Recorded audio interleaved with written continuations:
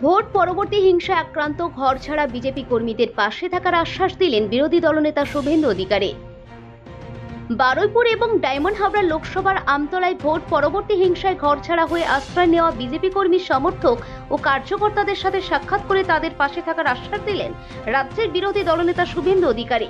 Vote পরবর্তী হিংসায় আক্রান্ত ঘরছাড়া বিজেপি কর্মীরা যাতে দ্রুত নির্ভয়ে তাদের বাড়িতে ফিরতে পারেন, বিজেপি পরিবারের সদস্য হিসাবে তার যথোপযুক্ত এবং সব রকম ব্যবস্থা গ্রহণ করার অঙ্গীকার করে সাংবাদিকদের মুখোমুখি হলেন বিরোধী দলনেতা শুভেন্দু অধিকারী।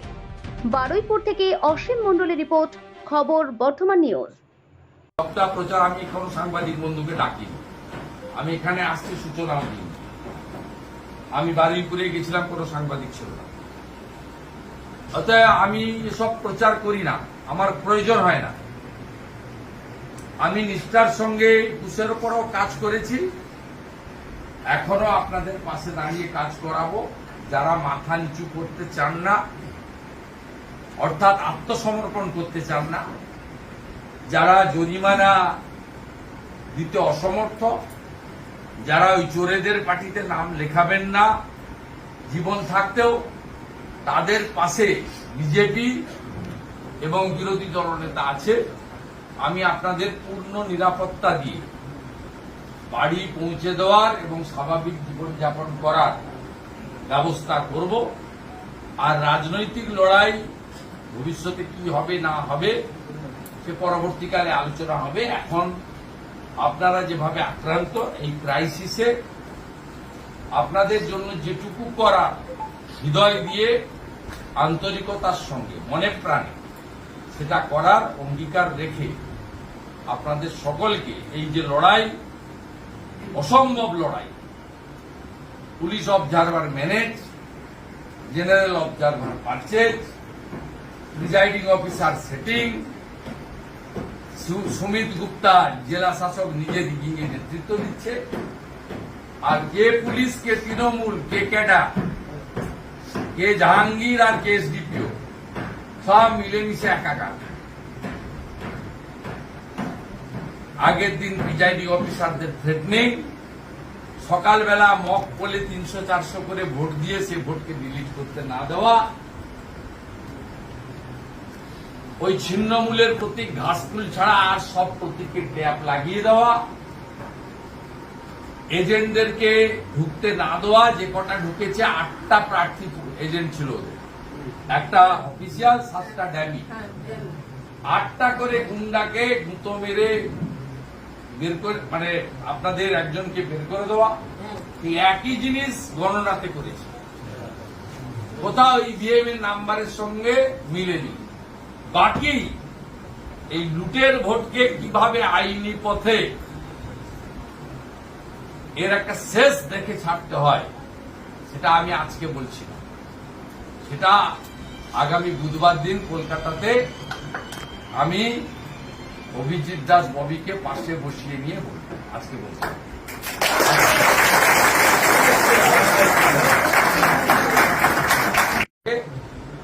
একেবারে সম্পূর্ণ আর্থিক দায়িত্ব নিয়ে আমরা দেব। এখানে অভিজিৎ দাস ববি প্রার্থী হিসাবে তিনি গণনার দিন এবং গণনার পর থেকে প্রত্যেকটি কর্মীর পাশে দাঁড়ানোর চেষ্টা করেছেন। আমি তার প্রতিও কৃতজ্ঞতা জ্ঞাপন করি। তিনি তার নিজের বাড়ি, পার্শ্ববর্তী বাড়িগুলো ভাড়া করে আপনাদের মোটা কাপড়, মোটা ভাতের অন্তত বেঁচে থাকার জন্য যেটুকু লাগে সে সুযোগ ব্যবস্থা করেছেন।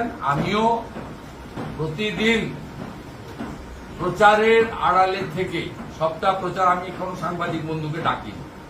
আমি এখানে আসছি সূচনাও দিই। আমি বারুইপুরে গেছিলাম, কোনো সাংবাদিক ছিল না। অতএব আমি এসব প্রচার করি না, আমার প্রয়োজন হয় না। আমি নিষ্ঠার সঙ্গে কুশের উপরও কাজ করেছি, এখনো আপনাদের পাশে দাঁড়িয়ে কাজ করাবো। যারা মাথা নিচু করতে চান না, অর্থাৎ আত্মসমর্পণ করতে চান না, যারা জরিমানা দিতে অসমর্থ, যারা ওই চোরেদের পার্টিতে নাম লেখাবেন না জীবন থাকতেও, তাদের পাশে বিজেপি এবং বিরোধী দলনেতা আছে। আমি আপনাদের পূর্ণ নিরাপত্তা দিয়ে বাড়ি পৌঁছে দেওয়ার এবং স্বাভাবিক জীবনযাপন করার ব্যবস্থা করব। আর রাজনৈতিক লড়াই ভবিষ্যতে কি হবে না হবে সে পরবর্তীকালে আলোচনা হবে। এখন আপনারা যেভাবে আক্রান্ত এই ক্রাইসিসে আপনাদের জন্য যেটুকু করা হৃদয় দিয়ে আন্তরিকতার সঙ্গে মনে প্রাণে সেটা করার অঙ্গীকার রেখে আপনাদের সকলকে এই যে লড়াই, অসম্ভব লড়াই, police observer manage, general observer purchase, presiding officer setting, Sumit Gupta জেলা শাসক নিজে রিগিংয়ে নেতৃত্ব দিচ্ছে, আর কে পুলিশ, কে তৃণমূল, কে ক্যাডার, কে জাহাঙ্গীর আর কে এসডিপিও সব মিলেমিশে একাকার। আগের দিন প্রিজাইডিং অফিসারদের থ্রেটনিং, সকালবেলা মক পোলে 300-400 করে ভোট দিয়ে সে ভোটকে ডিলিট করতে না দেওয়া, ওই ছিন্নমূলের প্রতীক ঘাসফুল ছাড়া আর সব প্রতীকের ট্যাপ লাগিয়ে দেওয়া, এজেন্টদেরকে ঢুকতে না দেওয়া, যে কটা ঢুকেছে 8টা প্রার্থী এজেন্ট ছিল ওদের, একটা অফিসিয়াল 7টা ড্যামি, 8টা করে গুন্ডাকে গুঁতো মেরে বের করে, মানে আপনাদের একজনকে বের করে দেওয়া। এই একই জিনিস গণনাতে করেছে, কোথাও ইভিএম এর নাম্বারের সঙ্গে মিলেনি। বাকি এই লুটের ভোটকে কিভাবে আইনি পথে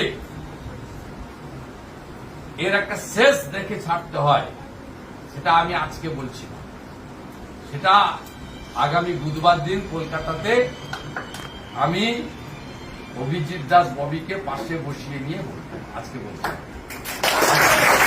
উনি বলেন যে আমি আমন্ত্রিত পাইনি, এই ব্যাপারটা নিয়ে কি বলছেন? উনি বলেন যে আমি আমন্ত্রিত পাইনি, এই ব্যাপারটা নিয়ে আপনি কি বলছেন? আমি অত্যন্ত খুশি ও না যাই, মোদীর যে শুরুটা খুব ভালো হয়েছে, ওইটা গেলে শুরুটাতে একটু সুদ থেকে দোকানদার তালা লাগানো আছে, ক্যানিং থেকে শুরু করে ফলতা হয়ে বিষ্ণুপুর পর্যন্ত অন্তত 300 ইনজোর্ড আছে। কলকাতায় বসে বুঝতে পারবেন না কি করেছে, কন্টিনিউয়াস কি করছে। শুভেন্দু বাবু কোর্ট যেখানে নির্দেশ দিয়েছে ভোট পরবর্তী হিংসা ব্যবস্থা নেবে, তারপরেও এই যে সন্ত্রাস চলছে, যারা করছে তাদের জিজ্ঞেস করেন না, আমাকে জিজ্ঞেস করছেন কেন? আমি তো রাজ্যের বিরোধী দলনেতা, বিরোধী দল করার জন্য আক্রান্ত বলে আমার যে কর্তব্য পালন করছি, আজকে নতুন নয়, 3.5 বছর ধরে আমি এই কর্তব্য পালন করছি এবং অনেকে ভেবেছি যে আমি ভেবে যাবো, আমি তো ভেবে যাবো। আমার যে কাজ জনগণ আমাকে দিয়েছে আমি করার চেষ্টা করছি। আমি এদের তেল সাবানের ব্যবস্থা করছি, কেমন আছে খোঁজ নিচ্ছি। আপনি অবাক হয়ে যাবেন, ক্যানিং এ আমাদের কর্মী বলল জলের লাইন আটকে দিয়েছে কাল থেকে, তাল জল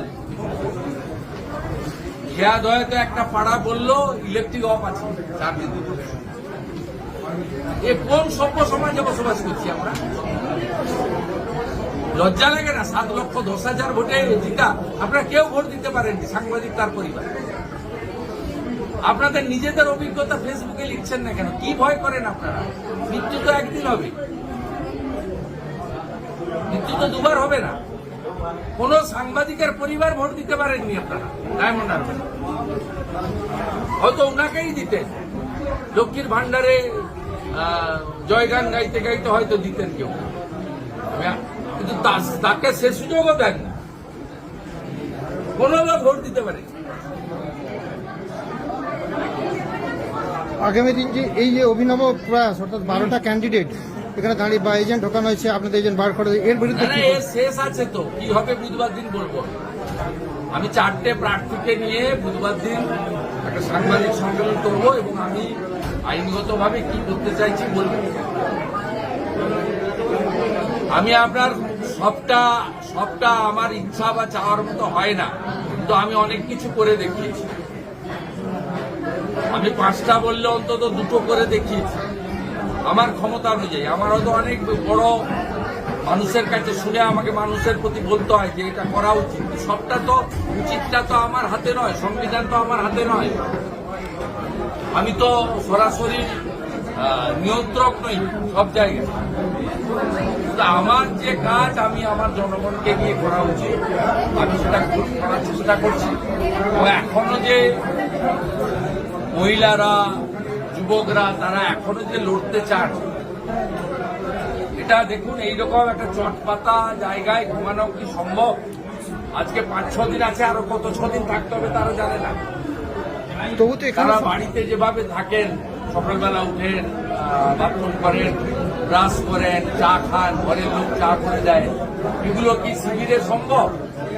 এখানে সকলের জন্য যা হয়